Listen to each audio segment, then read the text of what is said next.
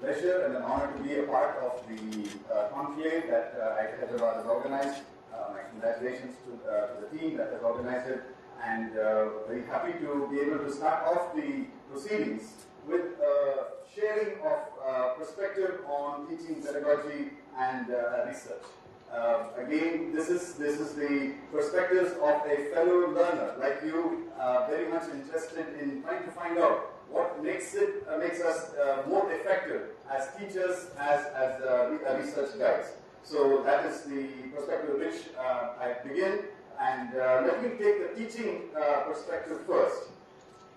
One of the challenges that we face when we come into a classroom is a few students who will tell you, well, I didn't have a very good teacher in calculus, or I didn't have something. So basically they say that there's some deficiency in their background. What we find is that the people who have mastered a particular area have had three strong inputs. One is from a teacher. Second is a component of self-learning that they have done, and the third is the ability to apply the concepts. When all three are strong and they have converged, then you have a concept that has been mastered. And this has been captured by what we call as the circle of excellence. And the circle of excellence basically says it really does not matter if you have started from a point where one of those circles was not very strong. It all depends on the process of going around the circle enough number of times so that the concept can be mastered. So there's a learning, there's a committing, and the practicing. And this is being validated through musicians, scientists, through sports people. So this is what we call as a circle of excellence. There's a number that sometimes is associated with the circle of excellence which says in order for you to reach a certain level of mastery of a skill, it takes about 10,000 hours. And that's approximately the time that it takes to produce a PhD student, and that's how much time it takes to sort of get into a new field and establish yourself. So the whole process of teaching pedagogy asks us to talk about excellence. And excellences is not limited for a few people, it's about those who are committed to the circle of excellence and are willing to do that. So excellence is a habit, and it is something that you do on a daily basis, not on a singular occasion. So let me move on to the first of the observations as a teacher. We always expect that the listening part is that of the listener. It's not something that as a teacher you have. But what we have found over the years is that as part of the strategy for pedagogy, we as teachers need to make sure that the environment we are in produces good listening. Very often you'll find people say, no, my voice is loud enough, but if your room requires a PA system, use it. The teacher should be visible to the students to the teacher. Eye contact is very important.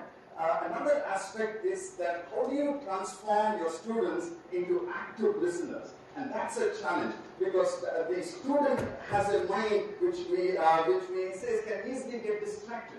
How do you keep it active? How do you keep it engaged? And one thing that works against us as teachers is that we speak at about 100 words per minute.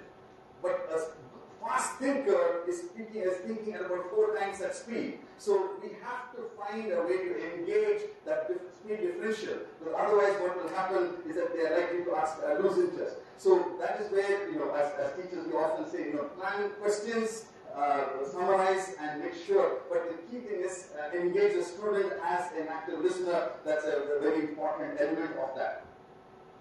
Teaching is often thought of as just walk into the classroom and deliver it. But actually, the best teachers show that teaching is actually as a process where you take a student through 7 stages. The first one, you just pique the curiosity. Give them some teasers about what you're going to talk about. Talk about the simple concepts. Go a little bit deeper. Give them something to engage with the concepts that you have done. Reinforce the learning. Raise them to the next level of understanding, but probably the 7th one is the most important, that you will bring them to a stage where they are confident of being self-learners. I think that is the ultimate challenge. So as they say, a good teacher is someone who can make difficult concepts look easy and intuitive, and that is this 7-stage process takes the student along very gradually without any of these challenges. Another aspect that we as teachers have to keep in mind is that we are not teaching only to the best students, not only to the average students or to the weak students. It is the challenge of every teacher to take along with us the entire class. Take the good student to outstanding, average to excellent, basically everyone, you sort of move them up to the next level. That's a challenge for us. Today's classroom has changed. I don't have to say that because as we stand here, this is a lecture hall. I don't see a blackboard, I don't see chalk, so I'm sure you recognize it. But let me just sort of mention to you some things that we have to think about over the next 2 days, is that we have a lot of changes in terms of technology. What we have is the ability to introduce into our teaching a lot of additional aids that which a traditional blackboard could not have done. People today use the tablet PC, so you can actually store your lectures. The students can go back and look at it. You can embed animations that you can do. We have to ask ourselves the question: how do we leverage the NPTEL content? We have excellent content that is available out there. Again, additional resources that are there. The authors have put in teaching supplements if you're following their textbook, their book as a textbook, and also now we see paradigm shifts like the massive online courses. Where is our role? And I think that's something we need to ponder about. So the question that I would leave with you is: have we identified the technologies that impact us in the classroom? Second step, not only identification but mastery of those steps. Having mastered them, how do we leverage them to make our teaching more effective and more productive? Teachers are defined as molders of dreams. Believe it or not, every student who walks into the classroom has got some expectation, some dreams. And they say that in order to ask the question, am I a successful molder of those dreams with which my students come into the classroom, they say that we have to ask 6 questions of ourselves. Look at the mirror and say, have I sensed the needs around me? As they say, a student does not care how much you know until the student knows how much you care. I think there's a human element to teaching.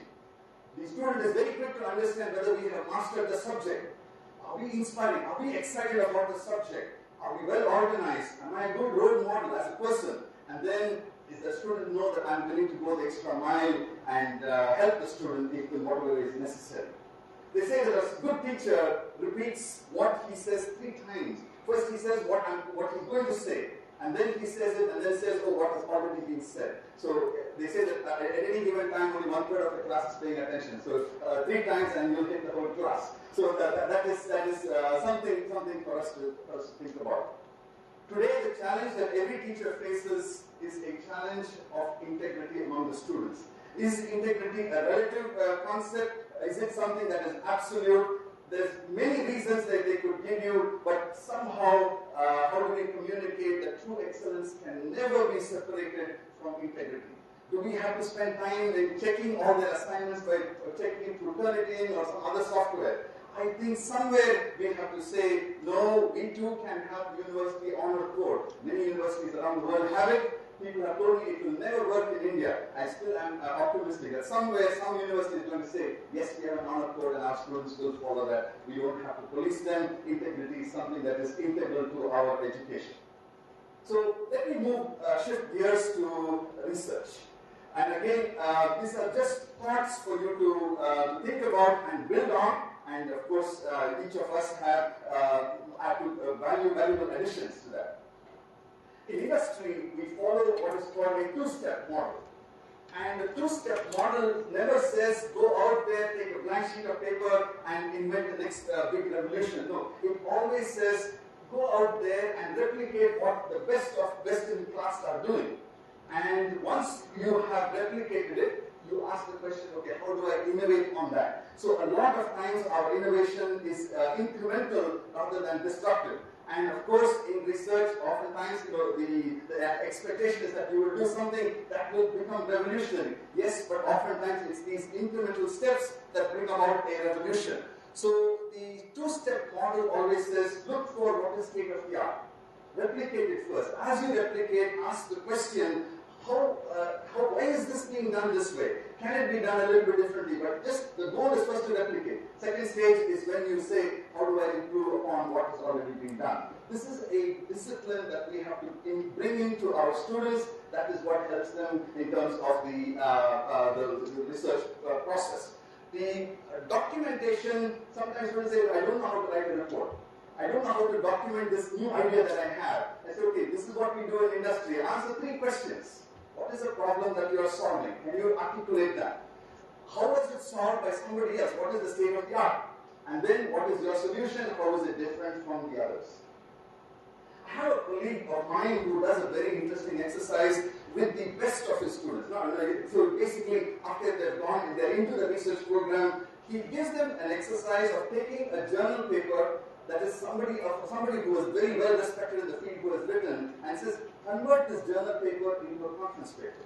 So the training is to see, are you able to pick out what's the most important elements and then preserve the integrity of the paper and do that. That's an excellent task if you want to get your research students to do that. And the really good ones who are able to do this, you give them the other way. Take a conference paper and say, what do you add to this to make it a journal paper? My colleague tells me it's an excellent exercise. It really gives them a chance to think about that. Louis Pasteur said, chance favors a prepared mind. And I think a lot of these things are the ways in which we generate prepared minds, and then we create that environment which they can excel. As far as students are concerned, we have looked at over a number of years and have said, what are the 3 most important ingredients for success in research? And we could also say it for faculty as well, but I'm focusing in terms of the students in the context in which we are generating research as a research group. One is where we find that students are not doing enough in today's environment, is that they're not reading enough of papers outside of their field. And a good benchmark that we have told our students is that you should be reading at least 1 new abstract a day. And every 1 fortnight, you are likely to have stumbled into a paper that is in your area or related area which you must read in detail. So 1 abstract a day keeps your mind active and engaged and knowledgeable. Second one is documentation. Very often students assume that documentation is done at the time of writing the thesis or writing a paper. They forget to realize that documentation is a daily discipline. Even a negative result is a result in terms of research, and therefore a planned documentation, a weekly report or something, whichever works is important. Thirdly, we find that we have to build the communication skills. The ability to communicate ideas clearly, ability to explain to somebody else, and also get feedback, improve their writing and communication skills. 3 areas where we feel we can help students. Here's a term that I have coined. I'm sure you've seen TTM, time to market, time TTC, time to customer. I can claim the contribution of TTP, time to first publication.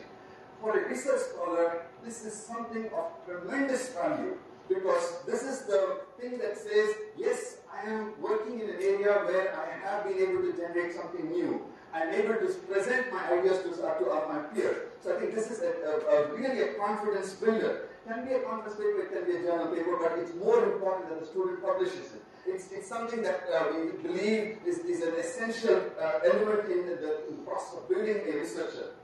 Princeton University says it's 6 months from the time you enter the PhD program to your first publication. Again, what is a good number for us? We have to figure out. But I believe somewhere in the first year, we should be, after the student has finished the comprehensive and all of the course requirements, I think this is something that we as teachers should focus on. Let me say a few words for faculty. Just one slide on faculty. Just as we have talked about students, I believe as faculty members also we must be working to a plan. We must have an annual plan or some sort of industry. We do that all the time. But in university, it's really up to us to define these metrics. So in terms of what is our strategy, what areas are we going to focus on? Is there a new course that we're going to start? What research projects are we going to apply for? So I think these are challenges. And of course, the ability to continuously improve our teaching methods and research methods should be part of our plan. One way I tell colleagues is that how many single author papers do you have? And it's not just as something to measure, but it's to say that yes, working with students is important. But I think students also respect the fact that you have areas of research that you are contributing irrespective of the contribution of students. So I think that is very important. And maybe something that we can think about is the ability to have a balance, because sometimes we can get too focused on research or too focused on teaching, and we sort of lose out the balance between family and leisure and all of those things. So to summarize, if you're talking about teaching or research, I believe it's a combination of four things. It's a combination of inspiration. Look at a role model and say, okay, I want to do like that. Aspiration, I want to do better. Determination and perspiration, lots of hard work. I believe it was Abdul Kalam who said, anytime you have to do something new, something different, something innovative, he said, you must have courage.